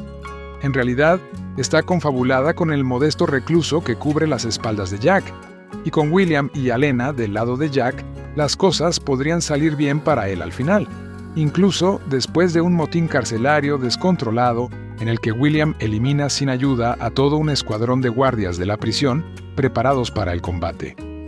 Del director John Light, que hizo las películas superiores de acción, apocalipsis y fantasía Survivor y Curse of the Dragon Slayer, Riot es un escaparate para el relativamente recién llegado Reese y la actriz Chuchran, quienes brindan actuaciones increíblemente físicas que requieren que reciban todo tipo de palizas, mientras reparten diferentes tonos de golpes. Lundgren, que es el veterano experimentado y la estrella de acción de la pieza, tiene un papel interesante y matizado que le permite calentar con los procedimientos que suceden a su alrededor, y no iría tan lejos como para llamar a esto su Copland, pero hace algo con su fisicalidad desde el principio hasta el final de la película que realmente no hemos visto de él antes. Trabajó en desarrollar para sí mismo un personaje que fuera más que simplemente escrito en la página. Dicho esto, esta película no es una película centrada solo en su personalidad o persona. Se pone pesado con la acción, sin duda, pero esta película pertenece a sus coprotagonistas tanto como le pertenece a él y a su director Lide. Los fanáticos de Lundgren deberían obtener lo que buscan, pero vale la pena señalar que está haciendo la transición hacia roles de personaje en lugar de simplemente continuar con el tipo de cosas por las que es tan conocido. Los ricos malcriados han sido horribles durante siglos, y nuestro teatro, literatura y cine nos lo han recordado con regularidad. A este montón de ficción moralizante sobre la élite desalmada, ahora podemos agregar The Riot Club de Lon Scherfig, adaptada de la obra Posh de Laura Wade por la propia autora. La obra causó cierto revuelo cuando se estrenó en 2010, en gran parte porque se consideró un comentario sobre el Bullingdon Club real, una fraternity exclusivamente masculina, por así decirlo, de hombres que se portan mal. La inmediatez del comportamiento horrendamente creciente en tiempo real en un escenario no hace que la transición al cine sea fluida, en parte porque hemos visto historias como esta con tanta frecuencia antes, pero también por los errores de tono y ritmo cometidos por Scherfig y un elenco de jóvenes demasiado similares que comienzan a confundirse. También es una película con un mensaje confuso, ya que coloca a estas personas escandalosas, intelectuales e inteligentes en un pedestal, y luego señala con el dedo al público por haberles gustado al 90% de ellos. Es una película que parece no tener otro propósito que recordarnos que algunos imbéciles poderosos alguna vez fueron niños imbéciles poderosos. Entiendo el punto, pero no es cinematográficamente satisfactoria. Max Irons, hijo de Jeremy, obtiene el papel más memorable como Milo Richards, un estudiante de primer año en la Universidad de Oxford que se siente rápidamente atraído por dos personas. Lauren Holiday Granger, una hermosa compañera de primer año que entabla una relación con Milo a pesar de su bajo estatus social económico, y el ex compañero de escuela de Westminster Hugo, Sam Reed, quien propone que Milo se una a un grupo de élite al que pertenece, The Riot Club. Las reglas de The Riot Club son simples. Siempre debe tener 10 miembros. Los 10 miembros deben provenir de ciertas escuelas de élite como Westminster, y los 10 miembros deben beber con entusiasmo de la copa de la vida. En el prólogo en el que vemos la formación de The Riot Club, se hace un brindis porque comeremos hasta que estemos enfermos en la mesa llena de la vida y nunca nos marchitaremos de la gloria.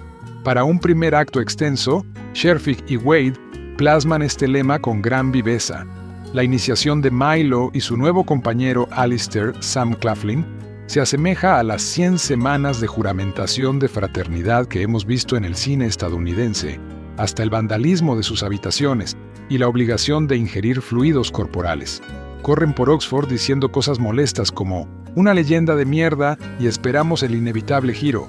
¿Recibirán su merecido estos chicos malos y se darán cuenta de su error? Milo es claramente presentado como el único con conciencia, mientras que Alistair es su opuesto, un joven cuyo hermano fue un legendario miembro del Riot Club y tiene que llenar unos zapatos enormes y asquerosos.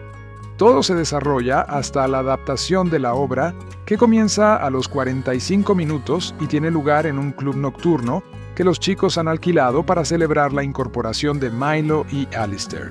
Se apoderan de una trastienda y se nota que las semillas de resentimiento, celos y clasismo que Wade ha plantado están a punto de ser regadas.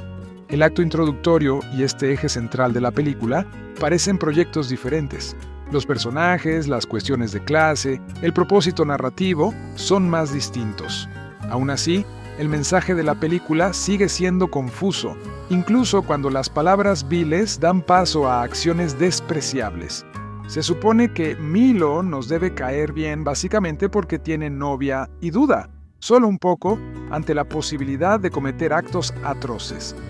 Es una debilidad de carácter que se siente tan superficial como cualquiera de las decisiones de los miembros del Riot Club, y gran parte del comportamiento, especialmente en la primera hora, se presenta como glamoroso. Se trata de gente hermosa que hace cosas escandalosas, y el giro hacia la oscuridad real en el acto final parece más manipulador que orgánico. Para ser justos, hay actuaciones sólidas de los dos caballeros a quienes se les atribuyen verdaderos personajes, Irons y Claflin. El resto se confunde, lo que hace que la afirmación de una de sus víctimas de no poder distinguirlos sea un poco autocrítica en la película, y de Granger. Y Scherfig otorga a algunas secuencias el grado justo de indignación justificada ante el comportamiento de chicos que saben que pueden pagar para librarse de cualquier inmoralidad. Simplemente no es suficiente para justificar el viaje hacia la inmoralidad que reside en la historia educativa de muchos de los poderosos del mundo. Sí, jóvenes imbéciles poderosos se convierten en adultos imbéciles poderosos, y hay poca justicia en todo esto. Es una historia tan vieja como el tiempo, y la narración aquí no es lo suficientemente atractiva como para volver a escucharla. otra entrada en el minigénero de películas de bajo presupuesto que prácticamente se desvanecería si se eliminara la nostalgia de la ecuación. Riot Girls, de Jovanka Vukovic, evoca la moda pop-punk de los 90, pero se inspira más en las aventuras adolescentes de los 80. Imaginando un mundo donde una plaga exterminó a todos los adultos y dejó a los niños al mando, la película no ofrece mucho más que eso, con un guión muy pobre que sustenta su acción de nosotros contra ellos. Careciendo de la encantadora excentricidad de Turbo Kid o de la atmósfera cautivadora de muchos éxitos del terror retro, la película tiene poco que ofrecer como experiencia cinematográfica. Como explica una secuencia de introducción diseñada como un cómic, ha surgido una enfermedad mortal y debilitante que solo afecta a los adultos. Al comienzo de nuestra historia, todos los ancianos han muerto y en su ausencia, el pueblo de Potter's Bluff ha sido dividido por un río que lo atraviesa. El lado oeste está gobernado por los titanes, que visten sus chaquetas de estudiante de secundaria y se aferran a lemas motivadores de deportistas. El lado este, fuera de su control, está conectado solo por un puente de un solo carril. Allí, un grupo de jóvenes supervivientes se mantiene a salvo en lo que parece una tienda de segunda mano del tamaño de un almacén, gracias a Jack Alexandre Bourgeois. Sobre esos sobrevivientes, ¿dónde están los niños realmente pequeños? Vemos a una niña en edad escolar primaria, pero por lo demás, los adolescentes parecen libres de la carga de cuidar a bebés o niños pequeños que dejaron sus padres. Jack suele emboscar a los titanes y robar agua fresca, pero en una misión, tentó a la suerte y fue capturado. Así que se formó un equipo de rescate, con su hermana Nat, Madison Iseman, y su novia, Scratch, Paloma Kwiatkowski, cuyo moicano demuestra que hay tiempo de sobra para el cuidado del cabello en el apocalipsis. Cuentan con la ayuda de Sonny, Aya y Freeze, un habitante del oeste que teme el reinado de los titanes y conoce bien su operación. Los deportistas, naturalmente, hacen campamento en la vieja escuela secundaria, donde Jeremy, estrella de Turbo Kid, Munro Chambers, es el líder supremo, con Todd, Darren Aznor, su teniente. La apropiada exageración de Chambers es lo más cerca que el elenco llega a guiñarle un ojo al público. En otros lugares, las actuaciones son a veces simplemente malas sin una capa perceptible de ironía. Introducidos con una obvia referencia a Cobra Kai, los titanes son malvados unidimensionales que incluso tienen su propio himno de rock falso de los Scorpions. Pero más allá de aterrorizar a sus conciudadanos, no está muy claro cuál es su agenda. Si tienen a otros niños esclavizados y cultivando alimentos, o los están obligando a ir a misiones peligrosas para buscar suministros, la película no lo muestra ni lo insinúa.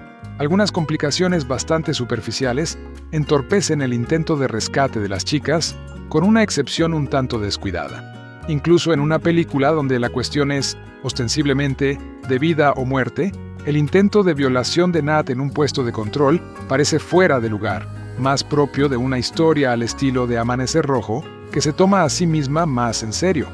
Tal como está, la escena parece estar presente solo para servir como una excusa artificial para que Nat y Scratch se peleen brevemente. Los cinéfilos de los 90, por supuesto, podrían esperar que las protagonistas de una película llamada Riot Girls sufrieran agresiones sexuales y otras agresiones. Pero pocos fans de Bikini Kill reconocerán algo inusualmente feminista en el guión de Catherine Collins, o en la forma en que Vukovic lo plasma. La atractiva cinematografía y el atractivo uso de transiciones de cómic con fotogramas divididos son lo más cercano que la película alcanza a la emoción de la creación de escenas caseras de los 90. El resto es solo relleno derivado del género. Esta fue otra de las innumerables películas de Dolph que se estrenaron durante mi descanso entre 2015 y 2019. Según mis cálculos, Dolph hizo 16 películas que nuestro sitio web podría cubrir solo en ese periodo, sin contar todo su trabajo en televisión, cine y películas extranjeras. Aún tenemos mucho que ponernos al día, y reseñar esta película es un paso más en esa dirección. Además de nosotros, nuestros amigos Ty y Brett de Comupans también la han cubierto, así que pueden visitar su sitio web para ver qué les pareció. Sin más preámbulos. Riot no debe confundirse con la película homónima de Gary Daniels, una de las famosas 3R de Daniels en PM Entertainment. En esta, Matthew Rhys interpreta a ese policía de toda la vida al límite que se deja arrestar para infiltrarse en una prisión y acabar con el importante jefe mafioso que la dirige, interpretado por Chuck Liddell. Dentro, encuentra aliados improbables. El conserje Dolph, aparentemente con retraso mental, quien quizá no lo tenga tanto como aparenta, y una reclusa del lado femenino de la prisión, Danielle C. Ryan. Como siempre, ¿logrará sobrevivir dentro del tiempo suficiente para que la verdad salga a la luz? No sé si esto es horrible, pero tampoco sé si es genial. ¿Dónde nos deja eso entonces? Una película de acción carcelaria típica con una trama de suspense que llega hasta el final. Matthew Rhys es el protagonista principal, pero su rostro y nombre no aparecen ni cerca de la portada. Eso significa que nos cuesta el doble creerlo, porque nos basamos en la portada buscando una comedia carcelaria al estilo Dolph vs. Liddell, y una vez que nos damos cuenta de que eso no sucede, tenemos que adaptarnos a la realidad de la película, que es una película que hemos visto muchas veces antes y muchas veces mejor, con un protagonista que no esperábamos y por el que no la alquilamos o la vemos en streaming. Con todo eso en mente, esta película tenía mucho que superar y al final no pudo llevarnos hasta allí. Ya estamos en el número 58 de Dolph, mientras continuamos nuestra marcha hacia el Club de los 60.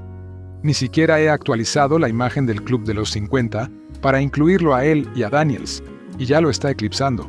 Algo que me impactó de esto es que no solo la presencia de Dolph eclipsa la actuación de todos los demás por su simple presencia en la película, sino que no se esfuerza por imponer esa presencia, ¿sí me entienden? Esto no es como una película de Seagal, donde necesita ser el protagonista en cada escena, incluso si se supone que alguien más lo protagoniza. Al contrario, tuve la fuerte sensación de que intentaba apoyar el trabajo de Matthew Rhys como protagonista. Para mí, eso es lo que distingue a Dolph de otros contemporáneos como Seagal. No necesita que la película le reafirme artificialmente que es el hombre, como suele hacer Seagal. Dolph simplemente es el hombre, simple y llanamente. En el sitio y en los círculos de acción de DTV, a menudo hablamos de la próxima ola, especialmente considerando que muchos de la vieja guardia están envejeciendo. Así que cuando vemos a alguien como Matthew Rhys, la conversación naturalmente cambia en esa dirección. Viene IMDb que tiene otra película de esta época, One Shot, que también tiene a Kevin Sorbo, pero eso es todo. Sus artes marciales eran realmente sólidas, así que ahí está eso. En términos de presencia en pantalla, en comparación con alguien como Scott Adkins o Iko Uwais, tiene un largo camino por recorrer, y la cosa es que tipos como Adkins están haciendo 3 o 4 películas al año, por lo que su presencia en pantalla solo está mejorando. Creo que lo principal es que la historia de la prisión no es el mejor lugar para comenzar cuando intentas construir un CV. Para empezar, el personaje siempre recibe una paliza de los guardias durante toda la película, lo que no ayuda a construir las credenciales del protagonista. Y la otra cosa es que tienden a ser más oscuras y sombrías, así que no hay tanto espacio para la personalidad. Venganza mitigó todos estos aspectos con su forma de hacer eso, pero muy pocas películas de prisiones están tan inspiradas. Si yo fuera Matthew Rhys, pensaría que una película de acción con Dolph Lundgren sería una gran oportunidad, pero la realidad es un poco diferente. Uno se pregunta si la mejor apuesta es una producción rumana de una película de Seagal dirigida por Keoni Waxman, porque esas películas realmente destacaron nombres como Byron Mann, Brent Foster y Johnny Messner. Lo más fácil sería criticar a Chuck Liddell y su acento ruso como el villano principal, pero en realidad voy a aplaudirle por intentar algo diferente como actor, ya que esta es la carrera hacia la que se está orientando. El problema, de nuevo, se remonta a esa portada y a cómo nos la vendieron. Liddell lleva un mono de prisión, con aspecto de estar listo para ir a por todas con Dolph. No es un jefe mafioso dirigiendo su operación criminal desde una prisión en la portada.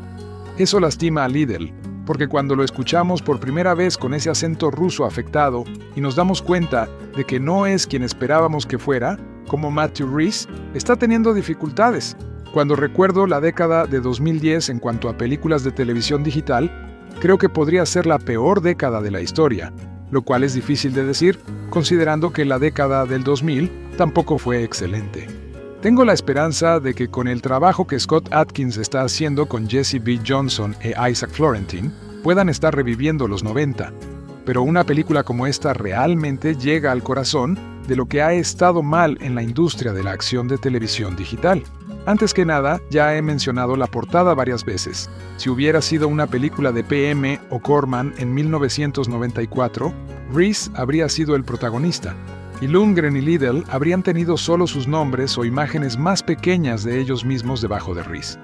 La escena donde Reese es arrestado para entrar en la cárcel probablemente habría tenido una buena persecución de autos con autos volcando. Las peleas no habrían tenido fotogramas eliminados ni ediciones rápidas. Habrían sido filmadas y dirigidas por personas que dejaron que la acción respirara.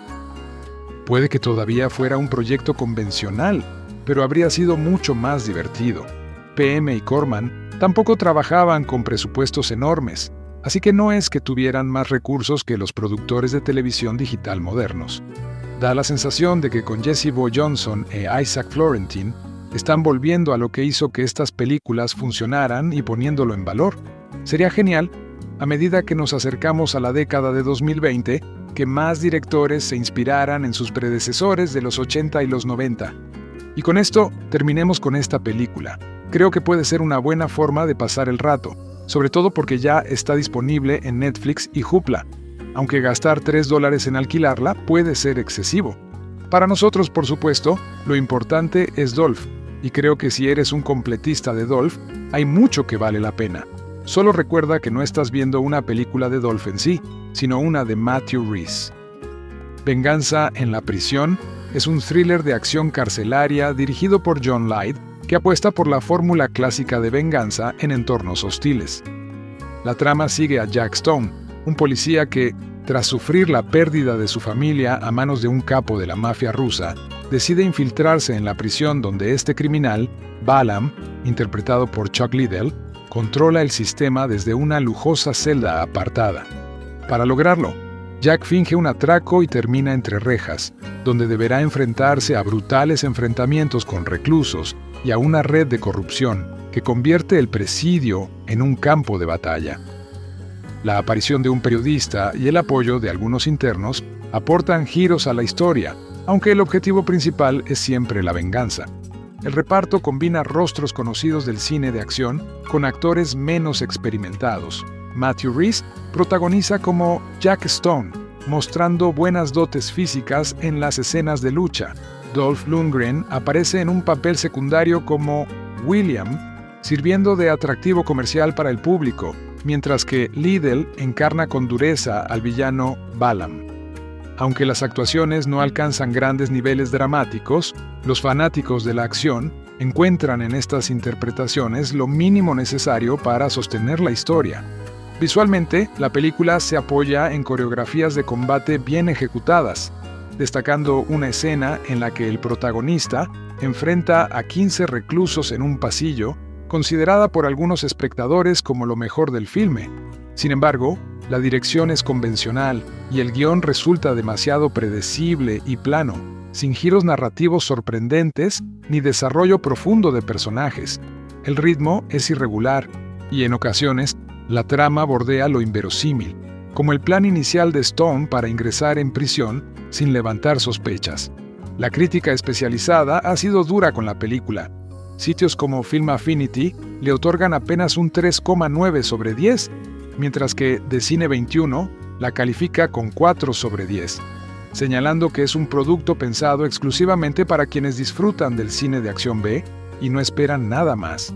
Entre las opiniones de los espectadores, se repite la idea de que el guión es débil y las actuaciones mediocres, aunque se reconoce el esfuerzo físico de Rhys y la presencia de Lundgren como puntos positivos. En conclusión, Venganza en la prisión funciona como una cinta de entretenimiento ligero, con peleas brutales y estética carcelaria que remiten a los filmes de acción de los 90, pero sin la frescura ni el carisma de aquellos tiempos. Es recomendable solo para amantes incondicionales del género, dispuestos a pasar por alto la pobreza narrativa a cambio de un festín de puñetazos y violencia coreografiada. Copper Jack Stone orquesta a propósito un robo a un banco para ser encarcelado con el notorio capo ruso Balaam.